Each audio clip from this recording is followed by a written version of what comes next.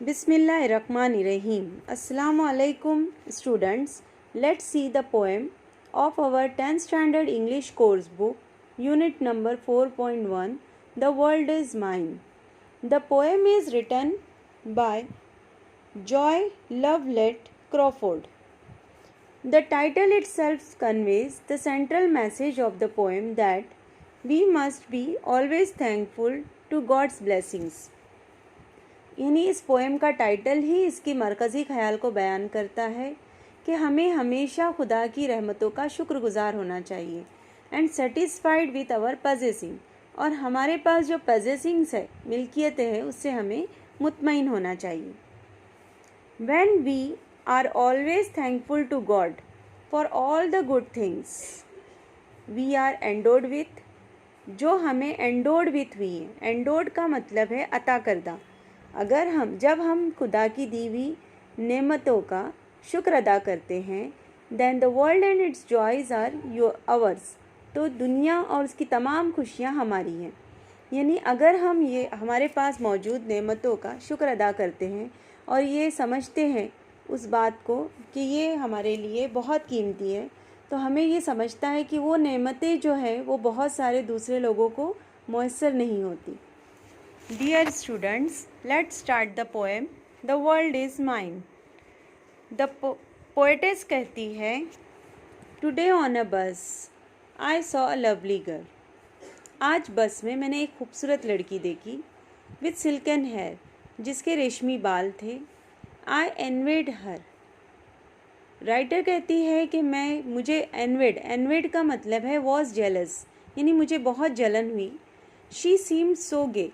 वो बहुत ही गे नज़र आ रही थी. गे का मतलब है चेयरफुल.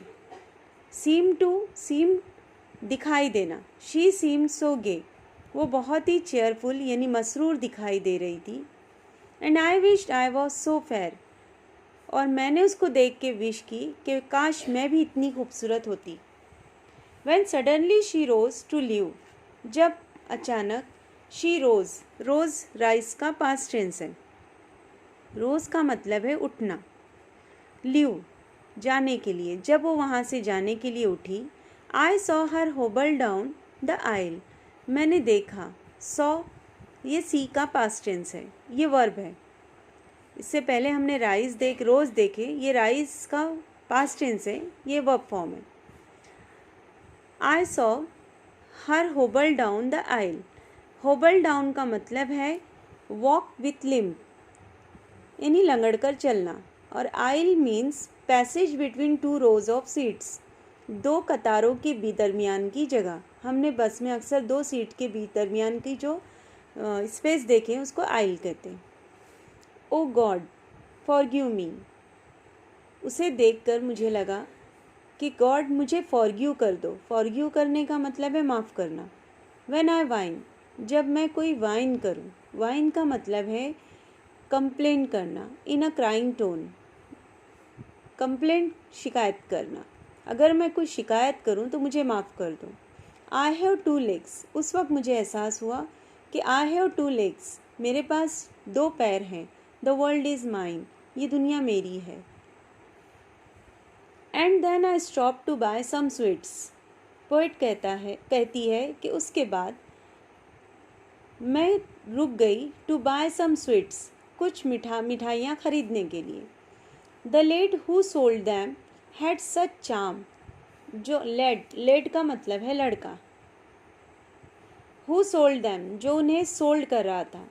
ये सोल्ड जो है ये वर्ब है.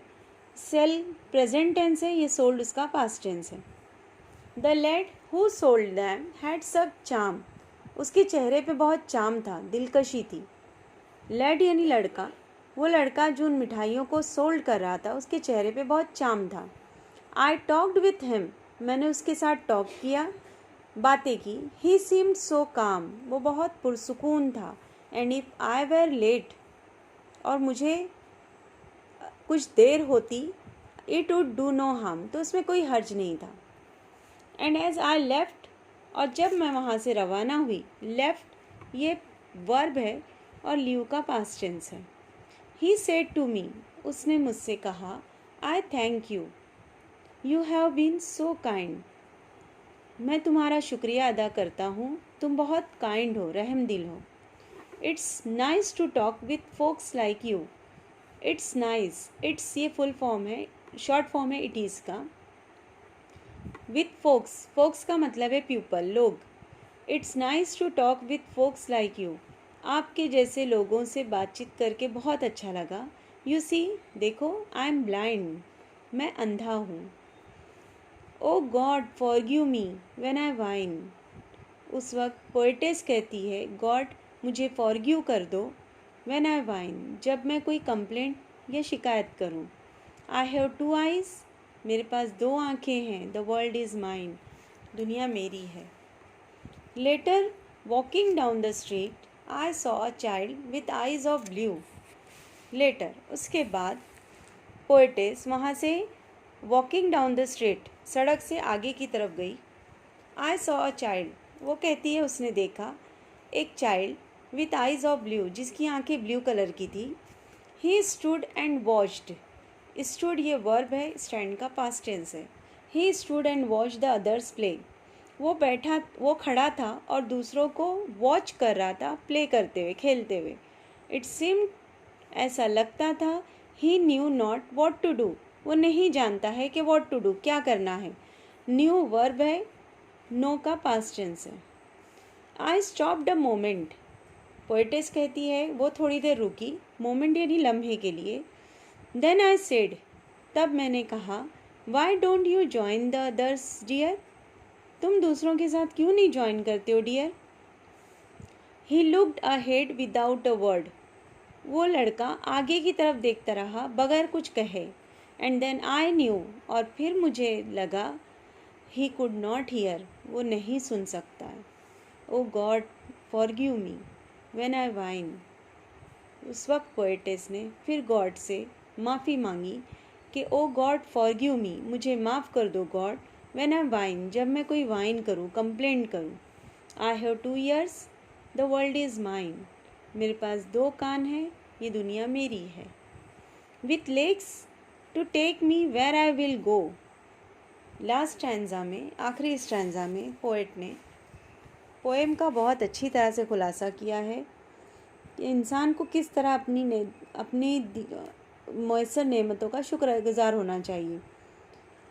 पोएटेस कहती है, with legs to take me where I will go, मेरे पैर मुझे ले जाते हैं, वेयर, जहाँ, आई विल गो, मैं चाहूँ।